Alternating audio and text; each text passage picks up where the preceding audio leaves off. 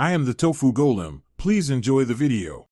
In this video, I will explain how to use Roblox Lite APK. This particular version is a modified application, distinct from the official Roblox app. Its primary goal is to provide a more lightweight experience, often featuring a smaller file size and reduced demands on your device's resources. It's important to understand that this version is not officially endorsed or supported by the Roblox Corporation, making it an unofficial alternative for users seeking specific performance benefits. To begin, you'll need to find the Roblox Lite APK. This usually involves searching on third-party websites, as it's not available through official app stores.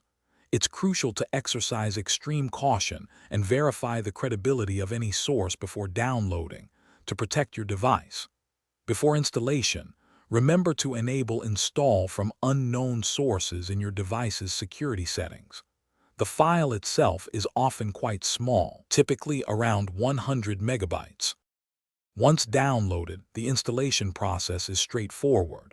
First, open your device's file manager and locate the Roblox Lite APK file, usually found in your Downloads folder. Tap on the file to initiate the installation. Your device will likely prompt you to grant certain permissions. Accept these to proceed. The entire installation typically completes quite quickly, often in less than 1 minute, preparing the application for its first use. With the installation complete, you can now launch the Roblox Lite application from your device's app drawer. You'll then be able to log in using your existing Roblox account credentials, or create a brand new account if you're a first-time user.